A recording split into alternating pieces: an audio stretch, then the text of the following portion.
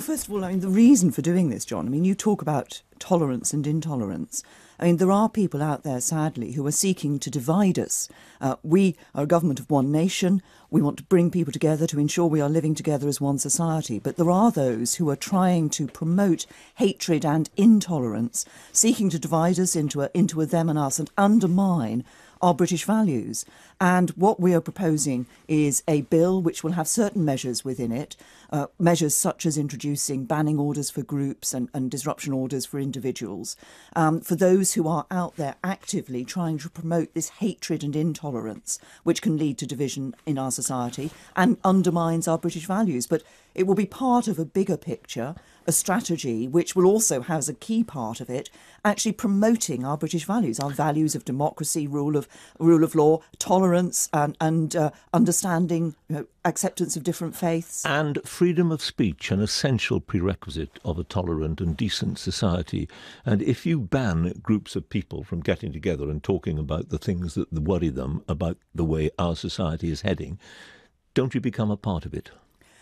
No, well, first of all, I would say that your description of what we're proposing to do is not right. Well, you're talking about banning groups of groups of people getting together. We're not talking about banning groups of people getting together who are simply talking about problems in society or what they perceive as issues that need to be addressed. So when do they step over the edge? We are talking about the extremism of all sorts, Islamist extremism, but also other forms of extremism like neo-Nazism, that is seeking to promote hatred, that is seeking to divide our society, that is seeking to undermine the very values that make us a great country to live in, that make us this great pluralistic society. And how do you divide a society then? Let's assume, for instance, that a group of people put together a meeting at which they expressed views about homosexuality that you or I might perhaps find repugnant. Would they be dividing society? What we're talking about here is an extremism that has an impact, that is divisive, that is trying to undermine our values. Well, that would be divisive, wouldn't it? That is trying to undermine our values. But the reason that we're doing this is, first of all, because we do need, I think, to ensure that we are together as one society, we are one nation, we are working to ensure with one voice? There will be different views within that nation. Of course there will be different views. Indeed. And nobody is suggesting that different views cannot be expressed. But one of the reasons for looking at this issue of extremism is the path down which it can lead people. And what we can see often is that this extremist preaching, this message of hatred, this message of intolerance can actually lead down a path of radicalisation. And what I'm trying to get you to define is at what point it strays into that area, at what point it doesn't become just a disagreement with you or me or the bloke next door or the woman next door.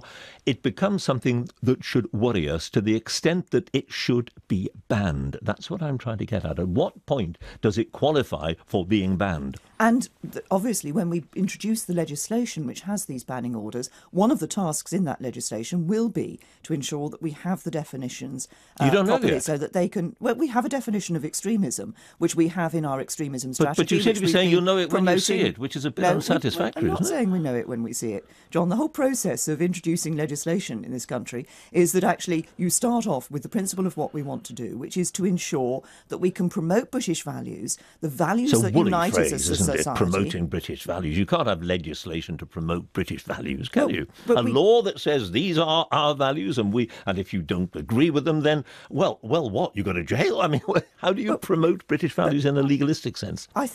I suspect that there are many people listening to this programme who feel that actually we haven't, as a society in the past, been positive enough about the values that unite us as a society. What does that mean? Forgive me for using the phrase again, but that's a bit woolly, isn't it? Positive enough. I mean, I could run out into the street now, and you couldn't say, look, these are the values we all stand for, wonderful, wonderful. Somebody else would come along and say, rubbish, I believe in something different. Now, at what point, what I'm really puzzled by is how you get to define the line. You draw the line at which you've crossed over that line and it's unacceptable, legally unacceptable. Well, that is if I may, the one part of what we're doing is the legislation, which has the banning orders, the disruption orders, the ability to close premises. And that will have very clearly within it, will have definitions of extremism.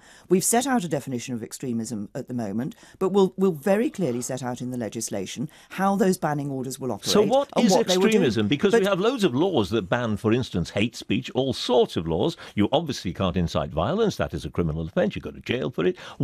What is it that we are trying to ban? Well, we are trying to deal with those situations, with those in our society who are actively operating or promoting an extremism which is undermining. I know you say that promoting our values is something that you say is woolly, but actually what people are trying to do... But it's thank you. It is clearly it's woolly because it could mean anything, couldn't it? I mean, depending on who you are. If, for instance, you believe in gay marriage, fine, that is a value for you. If you don't believe in gay marriage, you're absolutely entitled not to believe in gay marriage, and presumably you would still be entitled to say, I don't believe in gay marriage. Of course you would be. I think it damages society. Yes, but that would offend your values. But what we're talking about is the key values that underline our society and are being undermined by the extremists. Values like democracy, a belief in democracy, a belief in the rule of law, a belief in tolerance for other people, equality, an acceptance of other people's faiths and religions. We all have... One of the great things about living in the United Kingdom is that we all have a right to live our lives as we choose to live our lives. But we also have a responsibility to respect other people's right to live their lives as they choose to live. And what we are... Sorry, John, because I think this is important. What we are seeing is people undermining what I would call those fundamental values of democracy and the rule of law and of tolerance of other people, and doing that in a way which can lead people down the route of radicalisation and then obviously can lead them into violence and into taking action to try to undermine our society. But it's entirely possible, isn't it, that if you don't ban those people, but instead, as it were, allow them to hide in plain sight of everybody, it will lead you to those who actually do want to break the law, who do want to kill people in pursuit of their aims, and it might be counterproductive what you're trying to do. No, I mean, what we're trying to do is will be part of a wider strategy which is about ensuring that we can, on the one hand, introduce this legislation, which we're talking about today, with these banning orders in it, but also there are other parts to this strategy. There will be a programme to help isolated communities, a programme to actively promote our British values, looking at issues like entryism in bodies. I mean, I think many people were deeply concerned when they saw the issue that arose, what was called the Trojan horse, in the schools in Birmingham, at the attempts to change young minds that was taking place as a result of that. People were concerned about that, and we need to ask the question about how that happened and what we can do in order to ensure that it doesn't happen again. This is about ensuring that we have and maintain what keeps us together and what makes this a great country to live in our pluralistic values. A word, if I may, about something else. Front page lead of the Times today, you've written a piece for the Times which says the Times says you are getting tough over the fate of med migrants, as they put it. And you want an opt-out from Britain taking a share of the quota of people who are who've left trying to find a new life in Europe. Isn't this a bit of a false argument? We have an opt-out already. It was negotiated many years ago. Well, we have consistently said that we would not participate in these, that we felt that it was right that this should be, any such scheme of quotas should be a voluntary scheme. There are always discussions in Europe as on what basis issues are taken forward. We have an opt-out on justice and home affairs measures, and I think this migration issues are clearly justice and home affairs measures. So there's nothing really new then in your opt-out, this sort of, if it is an opt-out? What is right is that as a government, both I and the Prime Minister have been saying consistently and clearly for some time that we would not participate in this scheme. And there's a reason for that. We do feel that, and people often talk about this as being an issue primarily about refugees. Actually, if you look at people coming across the central Mediterranean, the large number of people in the countries they're coming from are countries like Nigeria, Eritrea, Somalia.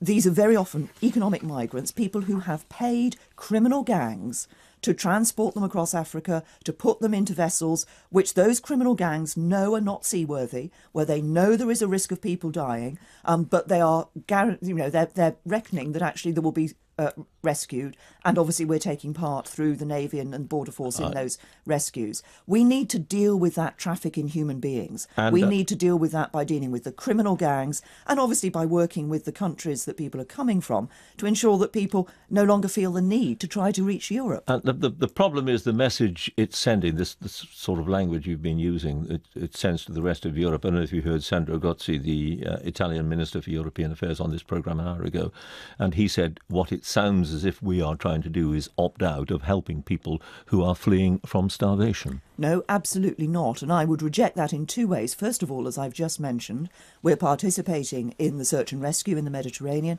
HMS Bulwark is part of that. We have seeking helicopters there. But you want to send them back home? 2 Border Force cutters.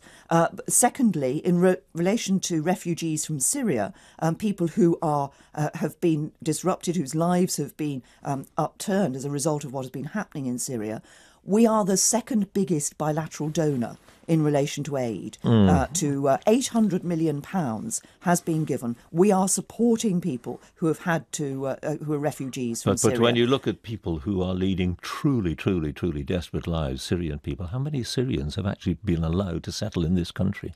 Well, we have taken overall through the various schemes, several thousand people have been allowed to settle in this country because we are accepting asylum claims. I was talking specifically about Syrians. Well, this is Syrians, asylum claims from Syrians, but also schemes including our very specific scheme to take a number of people who are some of the most vulnerable, particularly those who have suffered from sexual violence. But you'd accept that it's a very, very small percentage of those people who want to come here.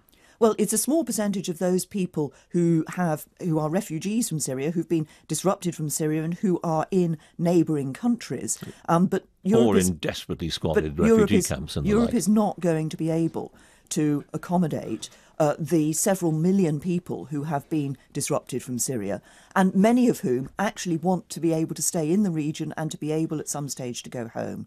The best way to help those is what we as a government are doing, £800 million, helping in those refugee camps, providing medical supplies, providing food, providing water, providing shelter, keeping those people alive.